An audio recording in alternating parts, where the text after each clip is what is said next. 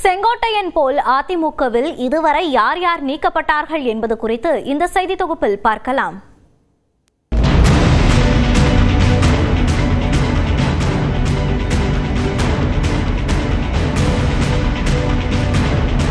முன்னாள் முதலமைச்சர் ஜெயலலிதா 2016ஆம் ஆண்டு மறைந்த பிறகு அக்கட்சியின் பொதுச் செயலாளராக வி.கே. சசிகலாவும் துணை பொதுச் செயலாளராக டிடிவி தினகரனும் தேர்ந்தெடுக்கப்பட்டதாக அதிமுக அறிவித்தது. ஆனால் சொத்து குவிப்பு வழக்கில் சசிகலா சிறை சென்ற நிலையில் அதற்கு முன்னதாக கட்சியில் நீண்ட காலம் பொறுப்பில் இருந்த எடப்பாடி பழனிசாமி முதலமைச்சராக அறிவிக்கப்பட்டார். பின்னர் 2017ஆம் ஆண்டு நடைபெற்ற அதிமுக பொதுக்குழு கூட்டத்தில் சசிகலா மற்றும் தினகரன் ஆகியோரை அந்த பதவிகளில் இருந்து நீக்கம் செய்து அப்போதைய அதிமுக கட்சியின் ஒருங்கிணைப்பாளர் ஓ பன்னீர்செல்வம், இணை ஒருங்கிணைப்பாளர் எடப்பாடி பழனிசாமி ஆகியோர் அறிவித்தனர்.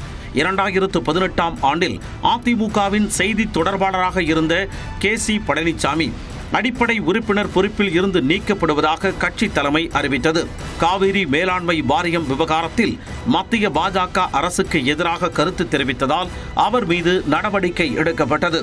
பின்னர் கட்சிக்கு எதிராக செயல்பட்டதாக கட்சியின் செய்தி தொடர்பாளராக இருந்த புகழேந்தி நீக்கப்பட்டார். இதனிடையே அதிமுகவில் ஒற்றை தலைமை விவகாரம் என்பது நீண்ட கால புகைச்சலாக இருந்து வந்தது.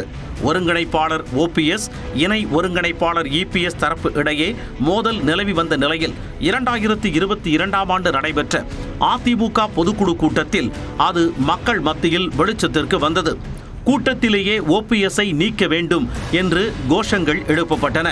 இதைத் தொடர்ந்து தீர்மானம் கொண்டுவரப்பட்டு முன்னாள் முதலமைச்சர் ஓ பன்னீர்செல்வம், அவரது ஆதரவாளர்கள் வைத்திலிங்கம், ஜே.சி.டி. பிரபாகர், பி.எச். மனோஜ் பாண்டியன் ஆகியோர் அதிமுகவில் இருந்து நீக்கப்பட்டனர். அதே சமயத்தில் எடப்பாடி பழனிசாமி அதிமுகவின் இடைக்கால பொதுச் செயலாளரான பிறகு ஓபிஎஸ்ஸின் மகன் ஓ.பி. ரவீந்திரநாத், முன்னாள் அமைச்சர் வெல்லமண்டி நடராஜன், மருது அழகுராஜ் மற்றும் ஓபிஎஸ்ஸின் ஆதரவாளர்களும் கட்சியில் இருந்து அதிரடியாக நீக்கம் செய்யப்பட்டனர். கழகத்தின் கொள்கை குறிக்கோள்களுக்கும் கோட்பாடுகளுக்கும் முரணான வகையில் செயல்பட்டதால் அவர்கள் நீக்கப்பட்டிருப்பதாக எடப்பாடி பழனிசாமி அறிவித்தார்.